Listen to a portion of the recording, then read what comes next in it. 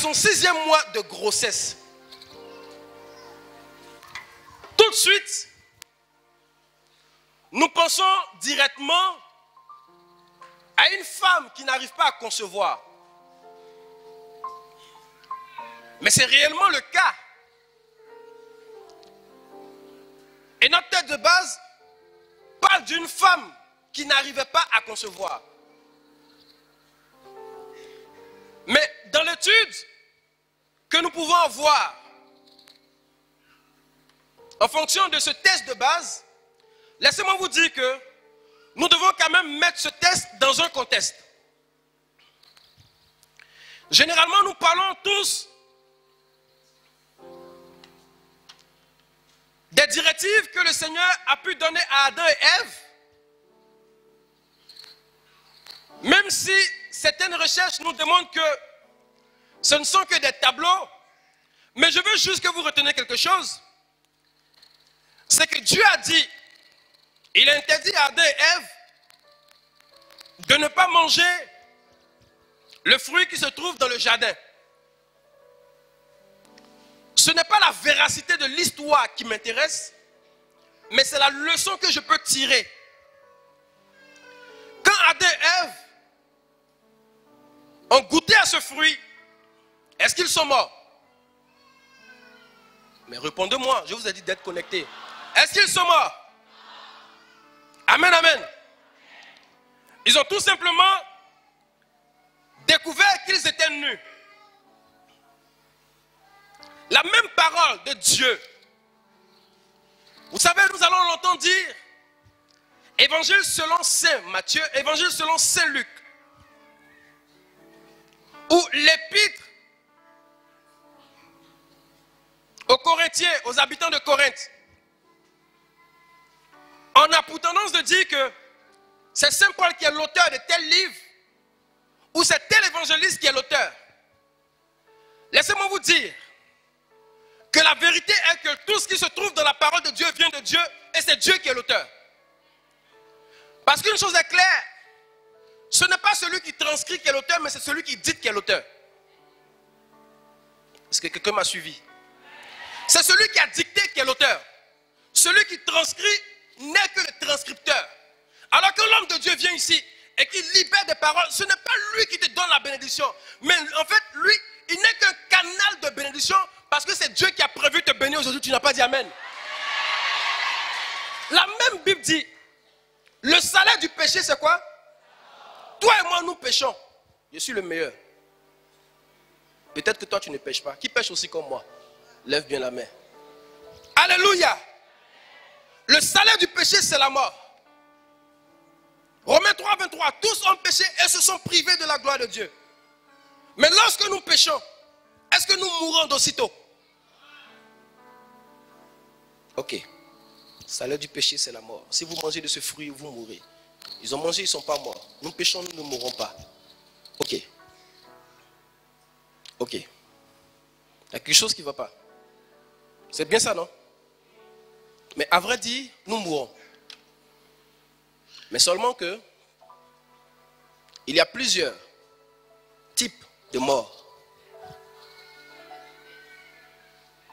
Parce que dans la même Bible, souvent on dit, tu vas mourir et tu ne vivras plus. Ce n'est pas de la tautologie, ce n'est pas dit, genre comme si on disait, tu vas monter en haut. Non, genre tu vas mourir et tu ne vivras plus. Non, seulement que il y a la mort sentimentale, il y a la mort spirituelle, il y a la mort financière, il y a la mort même professionnelle, et il y a la mort du corps physique, où tu n'as plus le souffle de vie. De cette même manière, la stérilité est l'incapacité physiologique pour une personne de pouvoir concevoir naturellement. Donc quand on parle de stérilité, tu ne peux pas dire cela concerne les femmes. Parce que frères et sœurs, nous pouvons être stériles professionnellement. On peut perdre des choses, on peut être stérile financièrement. Mais qu'est-ce qui peut provoquer cette stérilité? Vous savez, la Bible dit, elle était stérile. Premier niveau. Deuxième niveau, son âge était avancé. Quand je m'étais, j'ai dit, mais attends, en fait, si elle était seulement stérile, ça veut dire que c'est quelque chose qu'on pouvait régler. Mais à vrai dire, même si c'était une femme normale, sans stérilité, normalement, elle était à la phase ménopause. Donc, ménopause plus stérilité. Oh, cas compliqué, extrêmement grave. Oh, tu ne m'as pas suivi. Comment quelqu'un qui est stérile et en même temps qui atteint le niveau de la ménopause, son âge était avancé. Ça peut être un problème lié aux trompes. Je ne maîtrise pas trop votre domaine là, donc je ne vais pas m'attarder dessus. Donc ça peut être un problème médical. Ça peut même être lié à la famille. Mais sans pourtant faire, je vais dire un gros mot mais qui n'a pas trop de sens. Sans pourtant me baser sur la théologie de la rétribution, c'est-à-dire quand tu fais du bien, quand tu suis les commandements, tu es dans le bonheur. Quand tu fais le mal, quand tu pêches, c'est le malheur. Bon. Dis à ton voisin, Jésus-Christ nous a sortis de ce pétrin parce qu'il est mort sur la croix. Alléluia. Sinon, avant lui, c'était ça. Amen, amen. Alors la stérilité peut être liée aux différents péchés que nous avons commis. Et je comprends comme ça que le Seigneur est venu juste pour nous faire sortir de ce que nous appelons bonheur. Vous savez, il y a des personnes qui sont stériles mais qui ne savent pas qu'elles sont stériles. Bon, qu'elles sont stériles, je ne parle pas seulement des femmes, mais je parle de la personne. Et en hébreu, la définition du péché, c'est se tromper de but, se tromper de cible. Et dernièrement, il y a un prêtre qui expliquait clairement de quelle cible on parle, de quel but on parle. C'est le bonheur. En fait, péché. J'ai envie de vous parler vrai. Péché. Est-ce que c'est pas bon pour ton corps? Est-ce que ça ne fait pas du bien à ton corps? Oh, faut répondre. Aïe, non, quand c'est dit la vérité. Par exemple, nous sommes tous des chrétiens catholiques, nous savons très bien que la gourmandise est un péché. Mais quand tu manges sérieusement beaucoup, c'est pas bon pour ton corps. Hein? Quand tu vas danser dans les lieux obscurs et bizarres, est-ce que ton corps n'est pas en joie? Amen, amen. Est-ce que tu ne sens pas un semblant de bonheur? J'ai dit bien un semblant de bonheur. Amen, amen. Du coup, la définition du péché, c'est de se tromper de bonheur. C'est ça la définition du péché. Et alors, tu te trompes de bonheur et tu penses que tu es dans quelque chose qui t'était dû. En fait, c'est ce que Dieu voulait pour toi. C'est dans ce sens que la Bible dit que Élisabeth et Zacharie priaient régulièrement. Ils adoraient le Seigneur. Mais Zacharie dit, Seigneur, nous on t'aime déjà. Nous-mêmes là, on prie régulièrement. Mais ton affaire de Gabriel, ton affaire de ma femme va tomber enceinte là. Pardon. Laisse ça pour le moment. Déjà, elle est stérile. De deux, son âge est avancé. Il dit, ok. Alléluia. Alléluia. Le Seigneur ne cherche pas à nous faire plaisir. Mais il identifie à chaque fois quel est le problème que toi tu estimes assez grave dans ta vie. Je ne sais pas quel est le niveau de ton problème. Vous savez qu'une personne qui est stérile, c'est une personne que personne ne considère dans la société.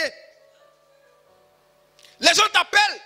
Tout à l'heure quand j'écoutais le message de notre papa, j'étais là, j'ai dit mais c'est exactement ça.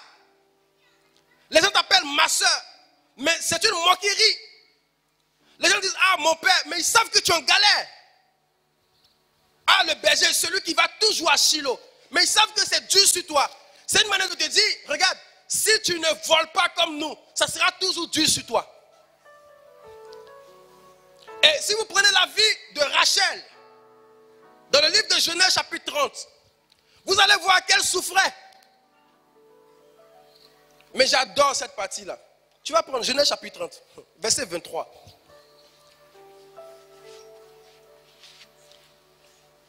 Vas-y. Tu lis d'abord le verset 1. Genèse chapitre 30, verset 1. Genèse, c'est le plus rapide, non? Genèse chapitre 30, verset 1. Oui. Voyant qu'elle ne donnait pas d'enfant à Jacob, Voyant que Rachel ne donnait pas d'enfant à Jacob, Rachel devint jalouse de sa sœur. Amen, amen. Amen, amen.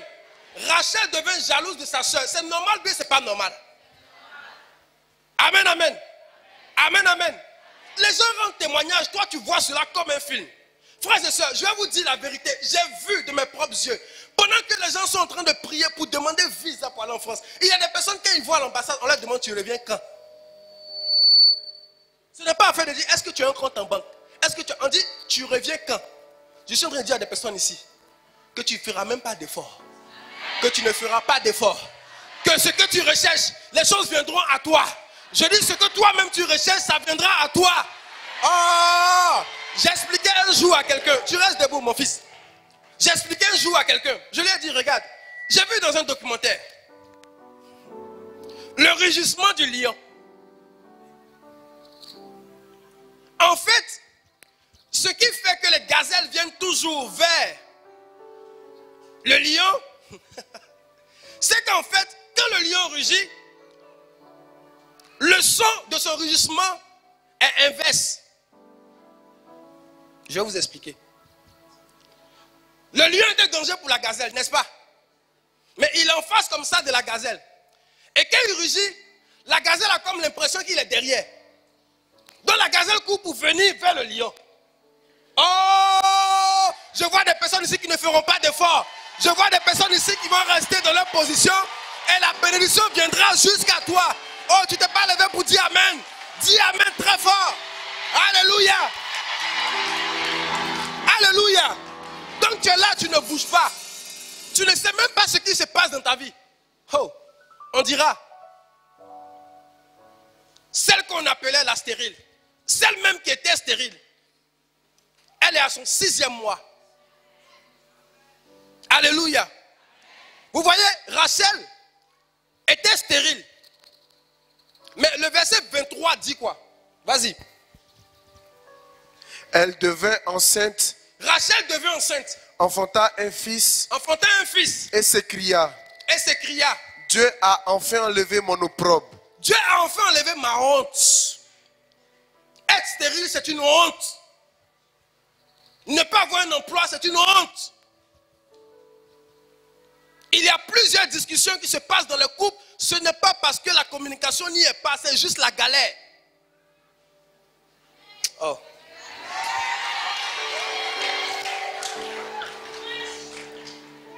Parce que vous ne pouvez pas comprendre comment un homme est nerveux lorsqu'il n'a rien et qu'on vient lui demander des choses en sachant que la personne n'a rien. Toi-même tu sais que c'est chaud.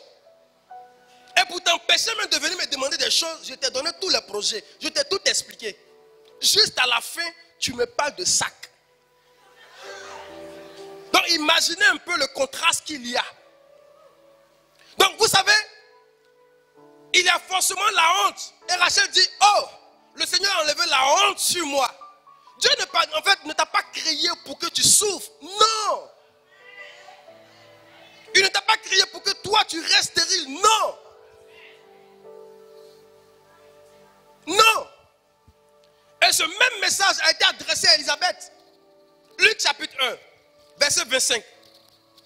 Tu ne peux pas rester comme ça dans cet état. Non, pas du tout. Vous savez, le plus important dans notre vie, frères et sœurs, c'est ce que nous faisons lorsque personne ne nous regarde. Non, tu n'as pas compris. Le plus important, c'est l'état dans lequel nous sommes lorsque personne ne nous regarde. Pourquoi? Parce que si tu n'appliques pas ce principe, on ne pourra pas dire aussi sur ta vie. Ah, pendant qu'on pensait que c'était un gérant de cabine, le gars il est à Strasbourg. Pendant que tout le monde pensait qu'il n'avait pas de vision. Vous savez, il y a des personnes qui sont là. Ces personnes ont pris jeune. Ces personnes viennent à Shiloh, font les messes, tout ça. Et il y a des personnes qui se chargent d'interpréter leur vie à leur place. Ces personnes pensent que vous n'avez pas de vision. Ces personnes pensent que toi aussi, l'enfant ne t'intéresse pas. Ces personnes pensent que toi aussi, le travail ne t'intéresse pas. Pendant ce temps, laisse-moi te dire, fais comme Élisabeth. Même à sa parente Marie, elle n'a pas dit qu'elle est enceinte. Oh! Une grossesse ne s'annonce pas, elle se voit. Une bénédiction ne s'annonce pas. Pendant que les gens pensent maîtriser ton programme, quand on dit non, il est là. on va le voir tout le temps. On se rend compte, tu es parti.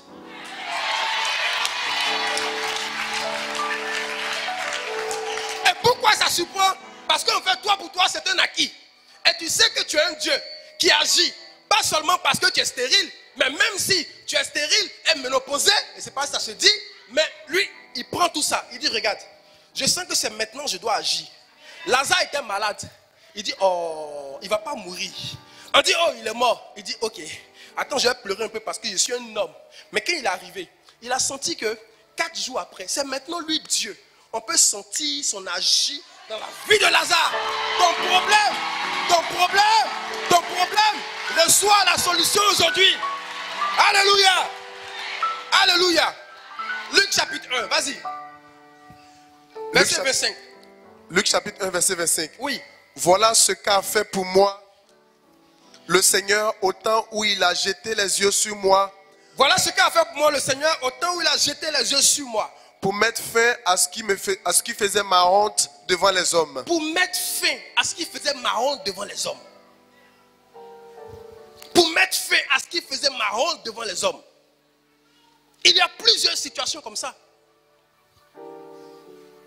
Notre Dieu, il est omniprésent, omnipotent, omniscient, il sait tout. Il sonde les cœurs et les reins, il sait ce qu'il te manque. Il sait le problème que tu as. Il sait ce qui te blesse le cœur. Pendant que tu étudies, tu échoues au concours, et même les personnes qui ne peuvent même pas bosser une seule leçon vont venir parler dans ton affaire.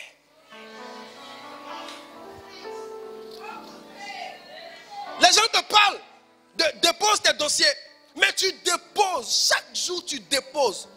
Mais comme tu ne peux pas venir rendre compte à chaque fois pour dire je dépose, donc les gens pensent que tu ne fais rien. On dit, hey, est-ce que tu as fait les examens? Ta femme là, est-ce que son ventre n'est pas un tombeau? Mais ce que la belle-mère oublie, c'est que son fils n'a pas fait son examen.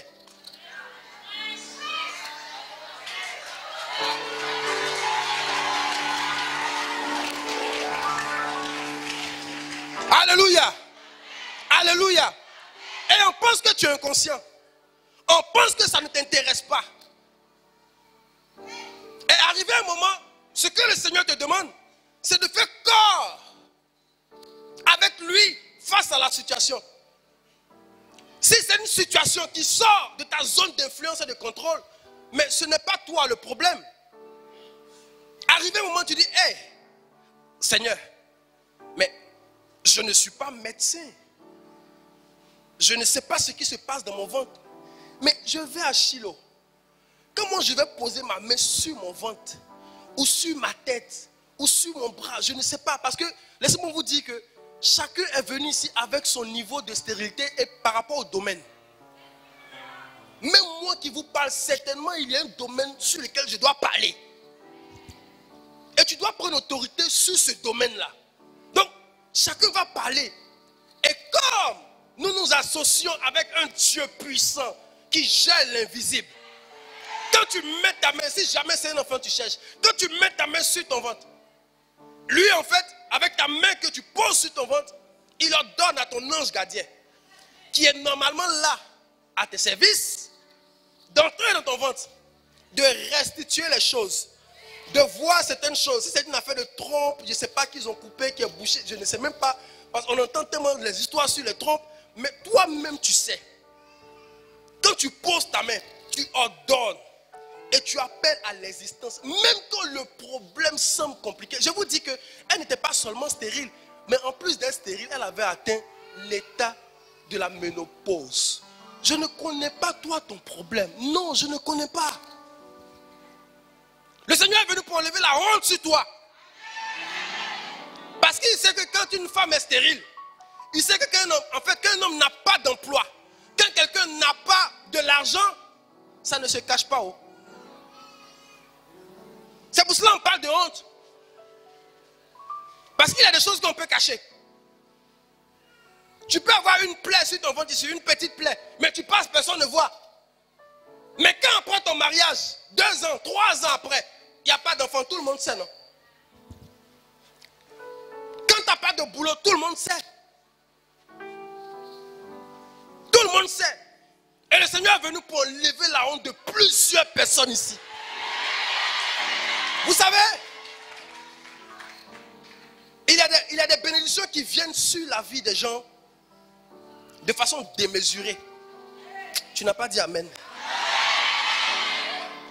Non. Non. Non. Il y a des bénédictions qui viennent sur la vie de certaines personnes de façon démesurée. Non. Vous savez, la situation est tellement grave que Zacharie préférait se contenter sur l'adoration. Il était là, il dit à l'ange, regarde, il faut arrêter pour toi là. Non, arrête tes histoires là.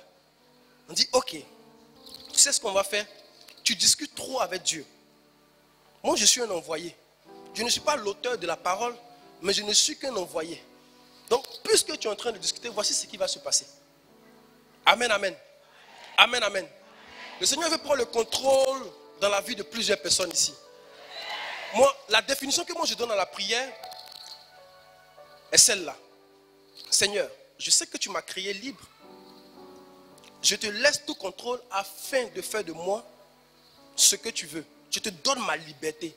Vous savez, le choix du Seigneur dans notre vie est toujours le meilleur choix. Pendant que vous souffrez, pendant que vous semez, pendant que vous gaspillez votre argent, votre temps, pendant que vous priez à gauche, à droite, j'ai pour habitude de dire à toutes les personnes qui sont autour de moi, arrêtons souvent de dire, j'ai fait ceci, j'ai fait cela. À vrai dire, si quelque chose de bien nous arrive, même s'ils n'ont pas prié, rappelons-nous toujours qu'il y a une personne qui a prié pour nous. Quand je vois des moments qui sont là, en fait, le fils il est quelque part là-bas, il ne sait même pas que le moment est en train d'appeler la faveur sur sa vie. Et un matin, il va se lever. Il va dire, j'ai fait ceci. Je pense que je suis assez intelligent. Je pense que je suis fort. Oh, regarde, il y a toujours l'intercession des amis, des frères et sœurs, des parents qui reposent toujours sur notre vie. Elle dit, le Seigneur a enlevé ma honte. De quoi tu souffres? Tu penses que c'est encore tard? Il y a tellement de témoignages autour de moi. Tellement.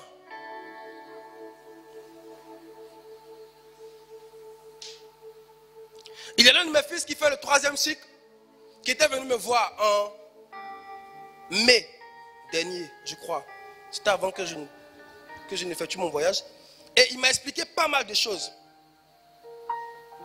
Non, le vieux, tu vois, au niveau du doctorat, je ne sais pas, mais je sens que les choses sont lentes, tout ça, mais je ne sais pas. Et puis voilà, je voulais faire la dot par rapport à ma fiancée, mais les choses sont trop compliquées. Il a commencé à parler.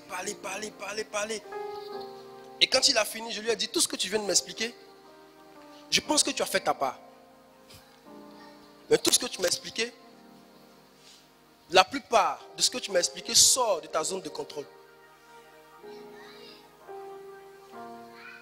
Et voici ce que le Seigneur me met à cœur. Je ne suis même pas l'auteur de ce que je te dis, mais je ne fais que transcrire, non, ou du moins transmettre, parce que je n'ai pas écrit, transmettre ce que j'ai reçu. Dans maximum 2 à 3 semaines, voici ce qui va t'arriver. Tu vas faire ton mariage coutumier et tu vas commencer à effectuer plusieurs voyages. Je ne sais même pas s'il est là, je ne pense pas, je ne l'ai pas vu depuis ce matin. 2 semaines après, il m'a appelé pour me dire que tout est ok pour son mariage coutumier, qu'il part faire son mariage coutumier. Et vous savez, les choses sont tellement évidentes que toi à qui on explique, tu n'es pas effrayé, tu n'es pas étonné. Je dis ok, mais c'est le début, tu verras. Après il m'envoie un message, moi-même je n'étais même pas là. Il dit le vieux, je dois aller au Bénin pour une conférence par rapport à mon doctorat. Et tout est assuré. Je lui ai dit ok, mais ce que je t'avais dit là, en fait j'attends juste le gros lot, ce n'est pas encore venu. Vous voyez, en fait, lui, il commençait déjà à trembler devant tout ce qu'il me disait. Il commençait à dire, non, mais, non, en fait, c'est ce que tu m'as dit. Bon, c'est bizarre, mais c'est maintenant que tu vas venir rappeler que tu es un homme de Dieu. Je sais que tu es un prophète. Bon, vrai, de toute façon, moi, on m'a formé, c'est pas ça qui m'intéresse. Amen, amen. Après, je suis là un matin, et là, il me dit, on vient de me contacter de l'Italie. Je dois aller présenter mon sujet à une conférence parce que les gens ont aimé mon travail. Et je viens de donner mon accord, je ne sais même pas où est-ce que je vais payer mon billet. Je lui ai dit, ok, ton billet sera réglé. Après, on le contacte à gauche, à droite. Et il y a une autre structure qui le contacte pour lui dire, on prend le billet en charge. D'autres personnes disent, on va prendre l'hôtel en charge. Amen, amen. Il n'est pas encore parti. Acclame d'abord le Seigneur. Acclame, acclame, acclame. Je vais vous l'expliquer. Il n'est pas encore parti. Mais la bonne nouvelle, c'est qu'il avait soumis ce même thème pour avoir un financement. Et il reçoit le financement de 11 000 $. Il reçoit un financement de 11 000 $ pour pouvoir travailler ici à l'Institut Pasteur. Mais il a oublié tout ce qu'il m'avait dit. Il y a de cela, c'était en mai. Juste avant le Shiloh du mois de mai. Et comment je vois tout ce qui se passe, comment je vois le Seigneur agir. Quand je vois le Seigneur agir dans leur vie, je me dis, même là où les gens pensent que toi tu ne connais personne, là où les gens pensent que tu perds ton temps à prier, regarde, ta prière, tu ne perds pas ton temps, mais le temps que tu as est ta seule ressource. Donc tu investis, tu investis, tu investis. À chaque fois que tu pries, que tu pries, que tu pries, alléluia, il va arriver un moment où, là où toi-même tu ne comprends pas, les bénédictions viennent à gauche, à droite. Mais ce que tu as oublié, c'est que tu avais plusieurs champs où tu as cultivé, où tu as investi ton temps, où tu as prié, où tu as appelé la grâce, où tu as appelé la bénédiction. Alléluia, alléluia. Laissez-moi vous dire une chose. Là, mon temps est déjà presque arrivé. Pourquoi je vous dis que le plus important, c'est ce que vous faites dans le secret? J'ai vu une vidéo. J'ai visualisé cette vidéo quelque part sur Internet. Et j'ai vu que généralement, les gens nous vilipendent. Les gens nous rabaissent. Même dans la famille, parce que toi, tu n'as pas de boulot, on ne te consulte pas. Ça, on le sait. Mais le plus important, c'est que, en fait, j'ai visualisé cette vidéo-là et il y avait un fou qui dormait devant un magasin. Suivez-moi très bien. Et il y a un monsieur, chaque matin, il venait, il tapait le fou, il le chassait, tout ça. J'ai adoré cette vidéo. Chaque jour, il chasse le fou, il le tape, il le chasse, il le frappe même souvent, tout ça. Et un matin, tellement il était habitué, je ne sais pas si pour lui c'était devenu son petit déjeuner. Parce que chaque matin, il doit frapper quelqu'un devant son magasin. Apparemment, il dormait dans le magasin. Un peu comme mes frères, ils vendent en même temps, ils dorment dedans. Là. Bon, si tu le connais dans le quartier, tu sais. Amen, amen. Amen, amen. Un matin, le monsieur sort, il ne voit pas le fou. Il regarde, il ne voit pas le fou. Pourtant, juste à côté, il y avait une dame tout le temps qui était vraiment triste lorsqu'elle voyait le monsieur frapper le fou. Et le monsieur part maintenant regarder sa caméra. Vous savez que c'est lorsqu'il y a un incident maintenant qu'on va pour regarder les films passés. Et il voit que la nuit en fait, il y a eu, d'abord, il a regardé plusieurs vidéos et il a vu que le fou, à chaque fois qu'il y avait des personnes qui venaient pour braquer dans le magasin, puisque c'est un fou, bon, te battre avec un fou, c'est que toi-même tu es fou. Donc, le fou, en fait, se battait avec toutes les personnes qui venaient pour voler dans le magasin. Donc, c'est grâce au fou qu'on ne volait pas dans le magasin. Et juste la nuit avant, le fou s'est battu avec des personnes, je crois bien qu'ils l'ont poignardé. Et le fou est mort. Donc quand le monsieur a vu la vidéo, il ne sait pas comment il va rattraper tout ce que le fou faisait. Vous savez, il y a des personnes en fait qui vous maltraitent. Il y a des personnes qui pensent que vous êtes des bons à rien. Il y a des personnes qui pensent que vous n'avez pas de valeur.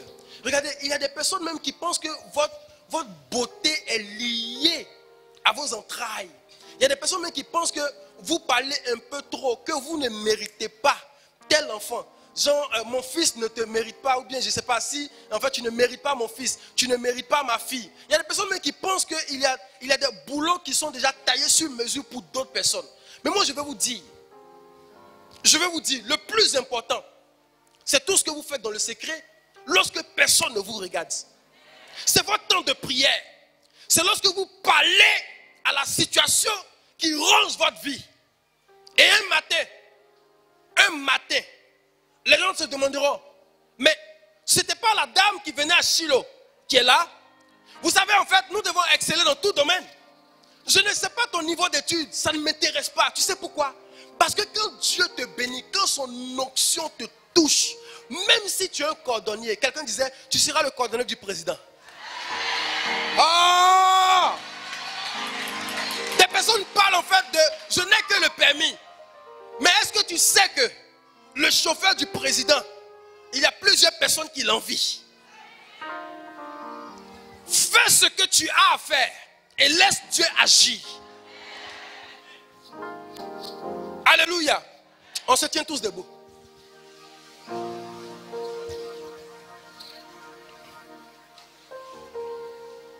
Amen, amen. Amen, amen. Il y a la faveur du Seigneur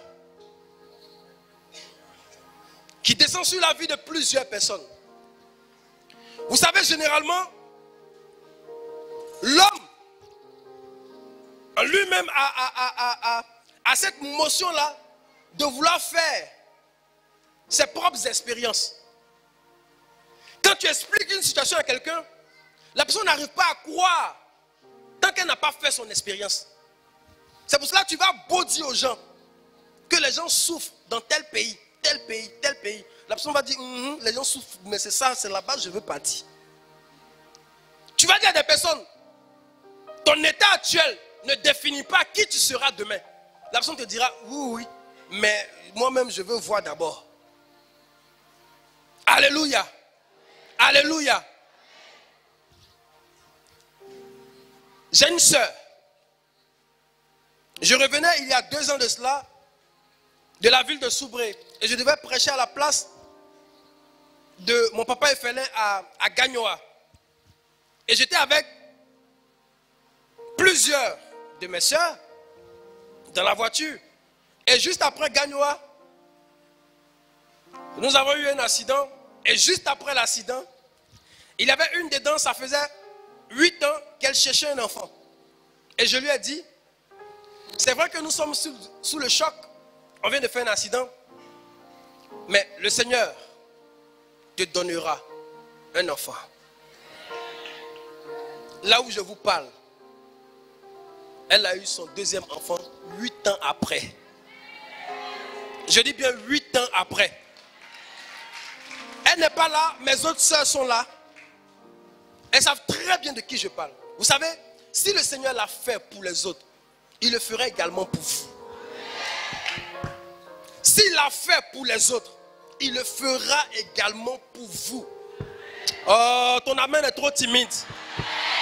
Ton amen est trop timide. Alléluia. Les parents de Marie étaient discrets. Comment se fait-il que Marie devrait d'abord se rendre chez Élisabeth?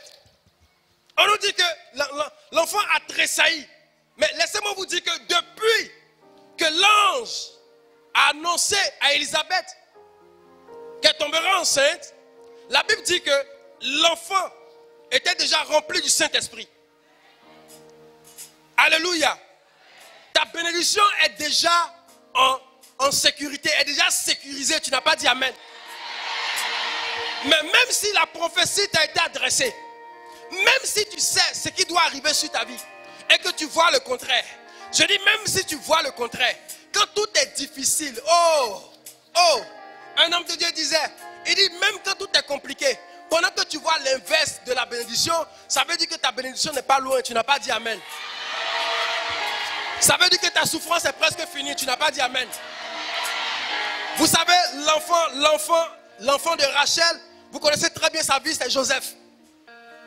Et Joseph qui est né de Rachel qui était stérile, vous savez très bien comment est-ce que Dieu a fait grandir Joseph dans toutes ses bénédictions, dans toutes ses étapes de grandeur. et d'exploits.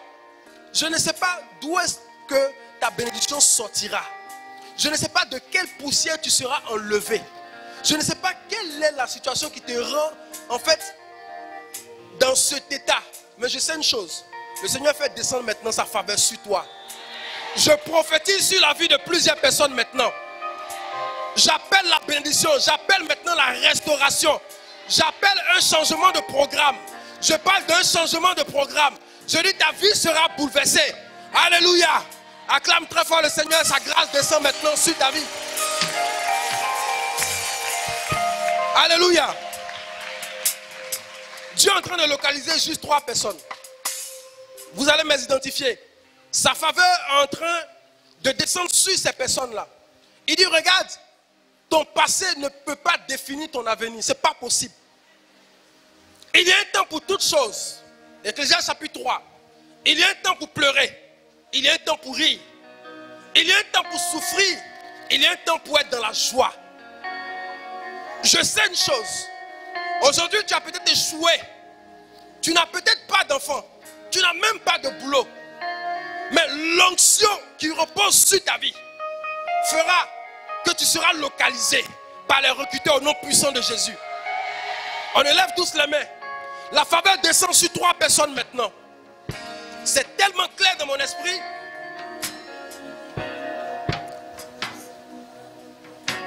Ah. Ah. Élisée est venu voir la dame, la veuve dont le mari était prophète. Quand je dis que les parents de Marie, Élisabeth, étaient discrètes, Élisée a demandé à la dame, après avoir rassemblé les différents vases, rentre dans la maison, ferme la porte. C'est lorsque tu fermeras la porte de ton cœur et que tu prieras sur cette bénédiction que le Seigneur te fera voir sa gloire. La discrétion doit être de taille. Kinta maisoko yokorobo shente. Pramaiseke rebenda karabahonta. Maiseke yerebe shinta. Maisoko yokorobo sente. Rimaisoko yorobo shente. Maikendeke rebebebebebebebebe. Indaka rabababababababa. Ah, my God. My God. Élève la voix, prie maintenant. Nous n'avons que 5 minutes. Vas-y. Vas-y, vas-y, vas-y. Prie, prie maintenant. Sa faveur se fait sentir. Il y a également un plan pour toi. Vas-y, vas-y, prie maintenant. Que ta présence en moi devienne réelle. Que ta présence en moi devienne palpable. Je veux une autre dimension de toi. Que ta présence en moi devienne réelle. Vas-y, vas-y, vas-y, prie, prie, prie. Dis Seigneur que ta présence en moi devienne réelle. Que ta présence en moi devienne palpable. Je veux une autre dimension. Je veux une autre dimension. Je veux aller de gloire en gloire. Je veux aller dans la hauteur. Je veux voir de nouvelles choses.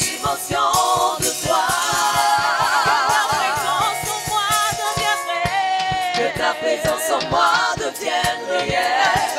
Que ta présence en moi devienne palpable.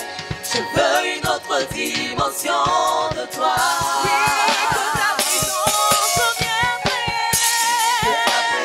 Alléluia. Alléluia. J'ai un message pour toi. Tu vas dire Amen. Ésaïe chapitre 18, verset 21. Oui, comme au mont Pérasim, Yahvé se lèvera. Comme au val de Gabaon, il frémira. Pour opérer son œuvre. Son œuvre étrange dans ta vie, tu n'as pas dit Amen. Pour accomplir sa tâche mystérieuse.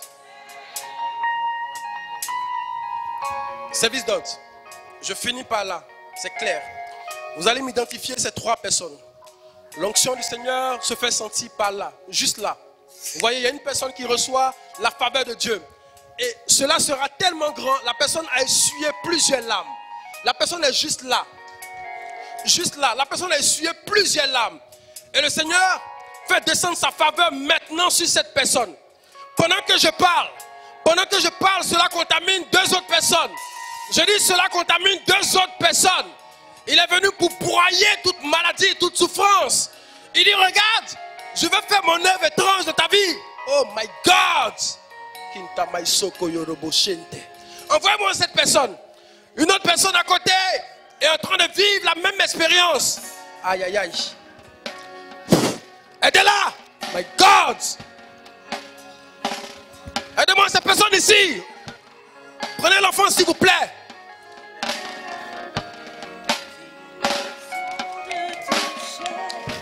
Oh, la dimension du toucher. La dimension de gloire. La dimension de puissance. Je parle de la faveur d'un Dieu. Il fera des choses étranges. God. Envoyez-moi cette personne qui est juste derrière. Il y a une personne sous la bâche. Le Seigneur est en train de restaurer sa vie sous la bâche dehors. Service d'ordre, je vais prier pour cette personne. Envoyez-la. Faites vite. My God. Hey. Kinta Maisoko Yorobobobobo. Aidez-la. Envoyez-la vite. Kinta Maisoko Yorobo Shente. Rentendara bababababababa. Il me dit regarde, elle n'est pas la seule sous la bâche, envoyez-la. Il y a une autre personne sous la bâche. Faites vite s'il vous plaît. J'ai pas assez de temps. Oh. La dimension de toucher. Jésus. Tiens, c'est pour toi. Allez. Il dit regarde, c'est fini. Il y a un temps pour toutes choses. Il dit il y a un temps pour toutes choses. Aidez-la. Allez, prends. Aidez-la. Hey. My God. La dimension de Hey. De qui nous parlons? De qui nous parlons? Il y a une personne ici que vous allez aider. Il y a une personne ici que vous allez aider. Lève-toi s'il te plaît. My God. Seigneur. Vas-y. Allez.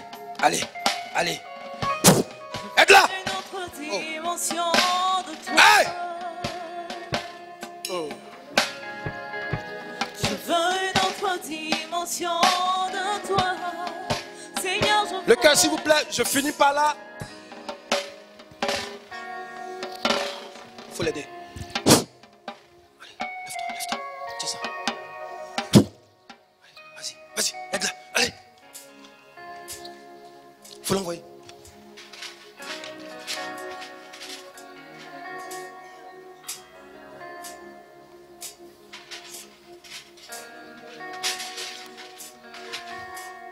En fait,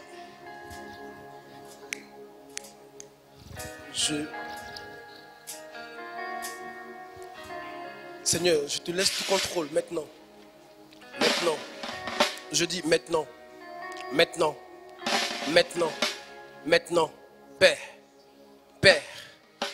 tu rejoins tes enfants maintenant. Tu les rejoins maintenant. Seigneur, tu enlèves la honte. Je dis, tu enlèves la honte de la vie maintenant. L'heure a sonné et c'est ton heure. Le temps favorable se fait voir.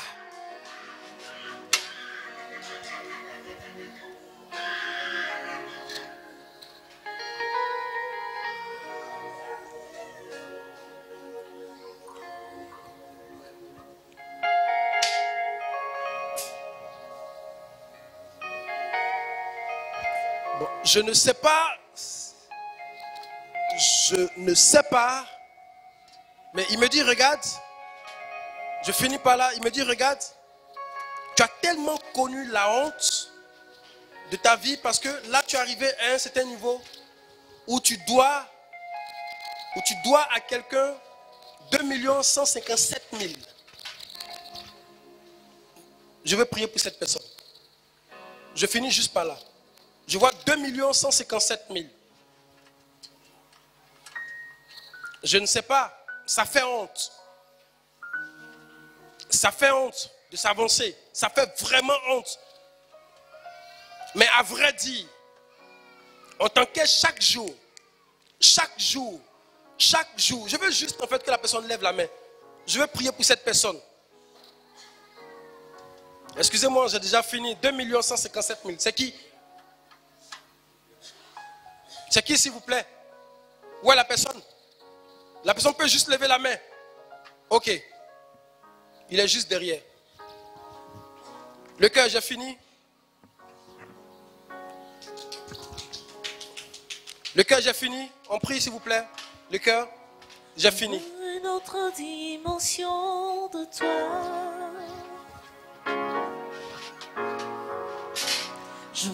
Je veux prier pour le frère. 2 157 000 qui viennent. Seigneur, je veux. Dites à la soeur également, je veux. Une autre dimension de toi. Une dimension de gloire. Je veux une autre dimension de toi. La dimension de la puissance. Je veux une autre dimension de toi. Je la veux, je la veux, je la veux. Je veux une autre dimension de toi. Je veux une autre dimension de toi. Je veux une autre dimension de toi. Oui, Seigneur, donne-moi la dimension de toi. Je veux une autre dimension de toi. Une autre dimension avec toi. Seigneur, je veux une autre dimension de toi. Seigneur, je veux une autre. Alléluia. Père, je prie maintenant que toutes tes bénédictions reçues ici soient barricadées par ton sang précieux. Je prie que toutes les personnes qui sont là depuis hier, même depuis ce matin, rencontrent, Seigneur notre Dieu, ton agis étrange au nom puissant de Jésus. Et toutes les personnes qui resteront fidèles à ce processus, Shiloh de l'accomplissement, jusqu'à demain, Père, que ces personnes rentrent dans leur bénédiction au nom puissant de Jésus. Acclame très fort le Seigneur.